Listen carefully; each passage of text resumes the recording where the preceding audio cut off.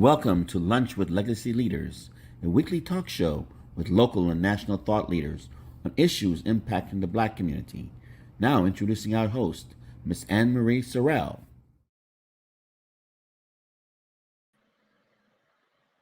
Good afternoon and welcome to Lunch with Legacy Leaders. I am your host, Anne Marie Sorrell, President and CEO of the Mosaic Group. Thank you so much for taking time out of your afternoon to join us today. But before we get started with our broadcast, I'd like to thank our sponsors for making the broadcast possible. Thank you to Demesman and Dover Accident Attorneys and AARP. Now today I am joined in the studio by a very, very special guest. We have with us Dr. Ovueraye, and I know she's going to correct me when she comes on. How are you, Dr. Loretta? I am well. And you? I am wonderful. It's so great to see you. Awesome to see you as well. So please, it's Miami Dade, right? Cool. Yeah. So please, tell us the correct pronunciation of your name, please, because you know I just butchered it. So to me, right, it's always easy, a name you've grown up with. So it is Ovueraye. Ovueraye. The E is the phonetic E, as in A, and A is A, ra, and ye. Ovueraye. Awesome. Well, thank you. Thank you. Well, I'm just going to call you Dr. Loretta so that I don't continue to mispronounce your name. That's okay. Some colleagues even call me Dr. O, and it works as well. Okay. So, Dr. O, you're the Vice Provost for Workforce Programs and Professional Learning at Miami Dade College in Miami, Florida. And you've spent over 9 years working in higher education as the administrator. In your own words, share with us your journey to higher education and then to your current role at Miami Dade College. So it's very interesting when I think about how I got here, because when you've worked in a certain role for several years, you tend to reflect, especially after the pandemic. We reflect on what we want to do with our lives and where we've been and where we are. So I came into academia after a short stint working as an environmental scientist, because that was my thought, that once I got a degree in environmental science, I would change the world, solve all the environmental issues. However, life gives you what it gives you, and you work with it. So after my daughter was born, I decided to go into education. I was told, you get the summers off. It's the best thing for people with kids. And I thought, oh yeah, I'm going to do that, right? That seems really cool. So I found a job posting they were advertising at Miami Dade College for a boat handler. The individual needed to have a master's degree in environmental sciences. Thinking, interesting. But they will take students out on field trips. So I said, yes, this is the job for me. I love taking students out on field trips. I love seeing the environment. I love to be outdoors. So I applied for this job called a boat handler job.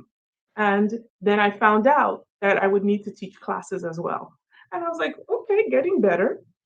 So I learned how to drive a boat. We started taking students out to the Everglades.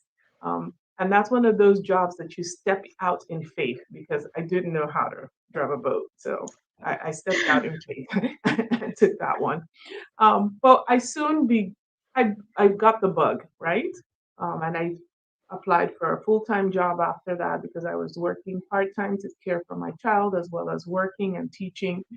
And then after that, I managed a $5.5 million STEM grant to help minority students do better in STEM. So engineering, mathematics, physics, all of that. After that grant was over, I worked as an honors college director for about 5 years, supporting students who were high achieving. Then I decided to do something a little different to help all students, because one thing if you work with honor students, they make you energized because they are high achieving, they want to take over the world, they want to make a difference. So I bought their bug.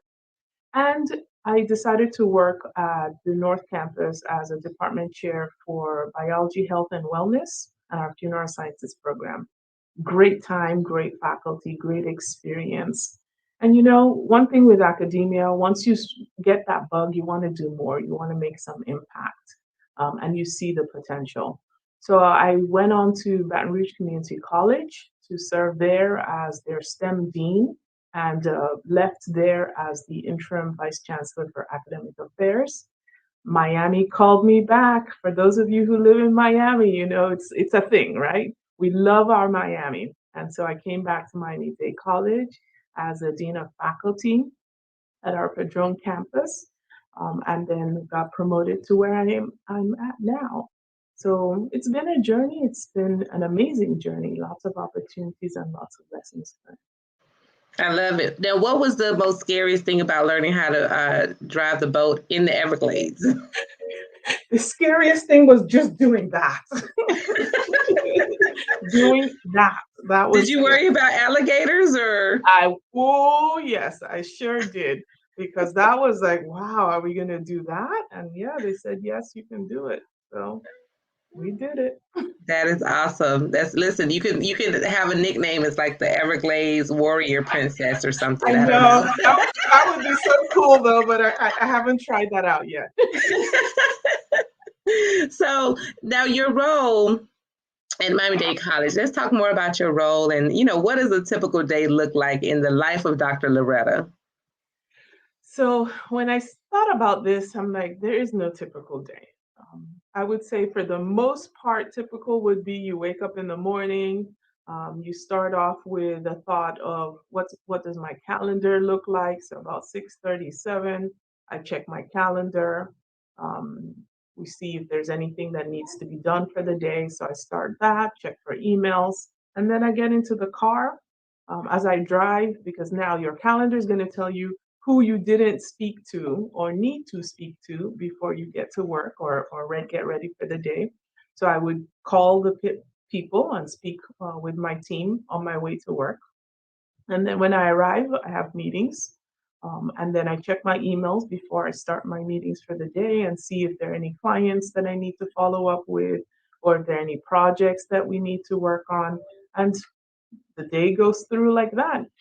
What's interesting about it is that at first it seems like that's all you do, right? You check your emails, you have your meetings, you meet with people, but the variety of individuals on a day, it's really interesting because it's either a student email.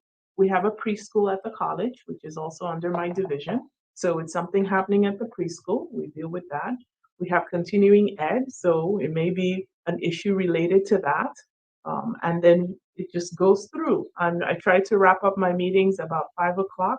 And I would say on a typical day or a typical week, that means once a week, you get that luxury of wrapping it up at 5, right? And then you continue. So I may be heading home sometime about 6:30, 7 o'clock, depending on what the projects have been on a day. So it's a lot of meeting people, networking. If there's something you need to do, if it's calling, we call. COVID has added some differences to what a typical day would have been prior to COVID, where you would have to actually drive to a meeting, a chamber meeting, right? And now those are all virtual. So we have those meetings or those luxuries, if you will, virtually that we can use Zoom or Teams to make those connections and reduce some of that Miami traffic tension. Well, I totally understand about there's no real typical day. So let's talk about, you mentioned how COVID has impacted just even your day to day as far as meetings go. What about, since the pandemic has started, there's definitely been a shift in the workforce and education. How has, or is, because we're still in the middle of a pandemic, the pandemic impacted Miami-Dade College, and what are some of the top trends that you're seeing with students as a result? So with students, I heard an echo, so sorry, I just stopped for a second. So students are still registering, maybe not as many as before. I think more people are staying home to take care of their families as their situations are all different and varied. But what's been interesting is that the students who are coming back are taking advantage of online courses. And we have a new modality called MDC Live. which basically means that a student can experience the class just like we are experiencing right now. The instructor would have a set time, they would speak to the instructor, and we found out that this is really working. A lot of our students are taking advantage of this type of format. Maybe some still want to come on campus, and we have those modalities available for those who want to come physically to campus. And so we're providing as many opportunities as we can to allow students to complete their education. We also recognize that several students need assistance with scholarships, so we have sought out additional funds to support students either with mental health issues, financial issues, a bus pass, whatever they need to help them continue their education.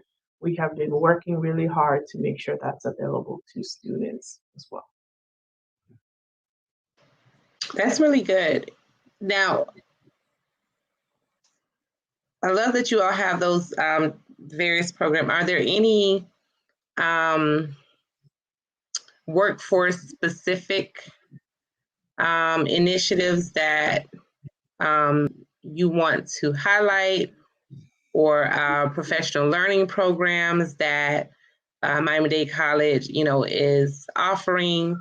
Not necessarily have to do with the pandemic, but of course, as a result of the pandemic as well. Because I feel like a lot of things are so focused around COVID and pandemic, as if, education wasn't there before. So, but just with some highlights or some of the specialty programs or that you all may have that you're offering, that you're seeing that are really either really taking off or they should be. The program that to me, I was quite surprised that took off was the digital marketing certificate. It's been sponsored by our Kickstart initiative, and several, I would say up to about 500 students have taken advantage of this program where they can get a certificate as well as a Google certificate to go out there and join the workforce. So that's really taken off. The other program that's very attractive, which makes sense, it's the Certified Nursing Assistant Program, CNA. That has also taken off really well. We've had a lot of students complete that. The EMT program, we do sponsor students. We have several scholarships through different avenues, network security, phlebotomy. A new program that is, I say new because it started in the fall and this spring is sort of jumping off. That also has funding, which is surgical tech. That a lot of those healthcare programs are being supported as well. There's a program which I think should have more traction, which it waivers, which is our translation and interpretation program. That program is for students who want to work independently to translate text, documents, conferences, meetings from English to Spanish. And that is a very low cost, very short term, 18-month program. We've seen people come through, they get their software for free, they get connections with the International Association. That's really good as well. So, and there are many other short-term programs that we have that we do encourage folks to look into if you haven't thought about it or you're trying to figure out what to do next. We have several out there. Awesome. That's interesting. Now, with the translation program, is it just one language, Spanish, or do you have other languages that are included in the program? So we have a Haitian Creole option as well. That is offered primarily through the North Campus, and the Spanish is available through our Padron campus. Awesome. Wow. Now, for parents or potential students, because I know Miami-Dade College, you have students of all ages, what, that are tuned in or may know someone that may be interested in going back and either getting a certification or a degree or some type of professional learning, what type of advice or tips can you share with them? Right. So I just want to say that in tomorrow's world, students will need to be computer savvy, have access or understand machine learning, and know what these things do in the workplace, because farmers need technology, all of these individuals need technology. So they should look at colleges that are equipped to support students to meet those needs, irrespective of the major, because even musicians now use some form of technology for their music, right? And Miami Dade College has several technology programs or has the tools to support an individual learn. Like the Idea Center, you could go there to learn about how to do better with what you're doing. Either an entrepreneurial spirit can be developed there. The Makerspace can help a student develop things and create things. Our biotech programming has all the latest genetic sequencing tools. Cybersecurity has cyber range. The business program has the Business Innovation Technology Center. There's so many things. Long story short is that Miami-Dade College may not be considered a research university, but research happens here. Our students are exposed to research while they're here in their first 2 years, which they won't get anywhere else. But what's important for parents, and I think for the community to understand, is that our college helps young people, individuals, seniors, anyone develop workforce relevant skills to be successful in the world tomorrow. So parents, I want to say, encourage your children to take advantage of dual enrollment because it exposes them early and often to what's available at the college. It costs you nothing. Maybe people don't know that. It costs you $0. It's covered, right? You should also encourage your teachers. If the teachers at your school or your children's school are not taking advantage of field trips to the college to expose your children to the programs of the future, they should be encouraged because we provide and we support our local schools with field trips. And we try to encourage them to come by to practice or get test ready. So there are a lot of test prep programs that we can provide and support your children if they're not ready. And if all things, everyone goes through a different stage. So maybe when they're done with high school, during high school, they weren't ready and they've changed their mind. We have everything available to a student who wants to change their mind, develop, and do better. So think about the community college, which is right down the street. There, it can't be more than 2 miles from anyone across Miami-Dade County. That's great. Thank you for that advice. Just one other question before we kind of get into, of course, how to connect with you and Miami-Dade College. For growing trends, and I know oftentimes the economic development organizations such as the Beacon Council works closely with the colleges and universities, especially when we're thinking of the current and future workforce.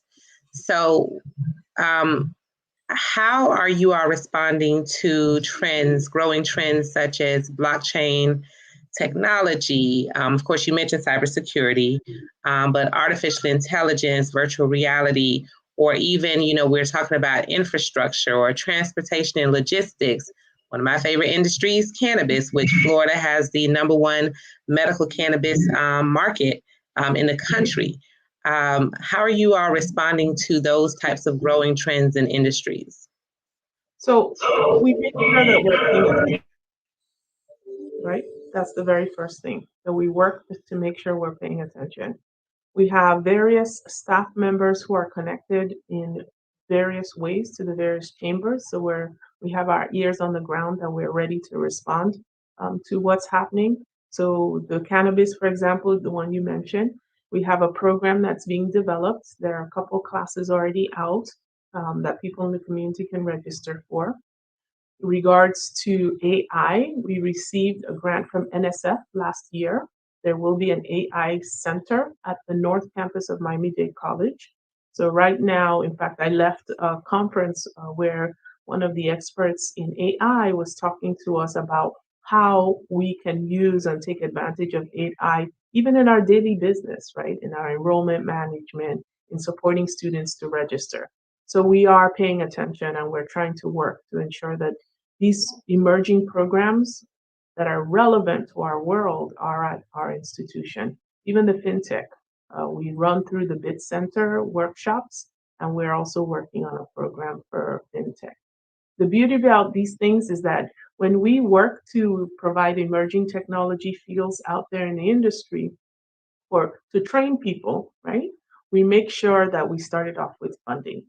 So for AI, for instance, there will be in the next few months opportunities for dual enrollment, right, for students to come take advantage. We're also training our faculty because they've already had 1 or 2 workshops. We also work so that when students start in the first cohort, that there's money for them to test this out, right? So I think that that's something that people need to recognize, that the college is truly about making sure that our workforce programs are relevant. Yes, we're not as nimble as fast as we would like, right? Because there's the hope that you could be there in a month, we're done. That does happen in our continuing education division because that's also under our area. We do that there, but to make it a strong program, an academic associate's degree, it does take us, takes us some time, and we want to do due diligence that whatever we produce is right and it allows students get the jobs that they seek. That's good. Well, thank you for that update. Because I like to just kind of ask that question. And sometimes the community don't know. Sometimes the community is not paying attention to the emerging markets. And then those who are oftentimes don't know where to go and get the education or the certifications, training, et cetera. So thank you for highlighting the programs that you have or that are under development. Now, how can our audience and listeners reach you and learn more about Miami Dade College and all that you have to offer? So I just saw it scrolling underneath. The easiest thing is the email, the workforce programs at mdc.edu, or the 305 number that rings in my office area, and we will reach you as soon as you reach out. Please be patient with us. Give us 24 to 48 hours to respond. But trust me, we make sure that we are providing a response as soon as we can. And we have our website. I see that scrolling too. Please feel free to click on that, and that web email address is there as well. Awesome. Well, do you have any closing thoughts or a golden nugget that you'd like to leave with our listeners? So I will say that if you are looking for a program at the college and you feel you do not have the funds to do what you're seeking to do, reach out. You never know. We tend to have pockets of money to support individuals. There is a scholarship website scrolling at the bottom. We also have a scholarship sponsored by the Bank of America Initiative and the PepsiCo, and it's targeted to minority students. So our brown and Black students out there, there is funding to support your education. I do want you to think about it, that at the college, the workforce unit's role is to help people get a job, get a new job, right? Do better at the job that they're at, or just do something different. So I ask that you trust us, that we will support you. Feel free to reach out, that we will try anything we can do to walk with you, work for you, and help you achieve your dreams. Well, thank you so much, Dr. Loretta O. Please stay with me for just a moment while I make some quick announcements. But this has been very, very informative, and I hope that everyone who gets this information will visit Miami-Dade College to learn more, as well as follow Dr. O and see what she's up to. Thank you again to our sponsors, the Mesman and Dover Accident Attorneys and AARP.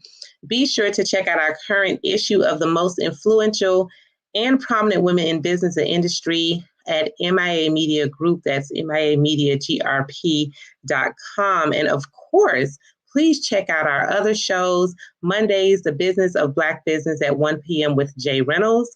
Tuesdays, My Money, Your Money at 7 p.m. with Bridgette Lumpkins.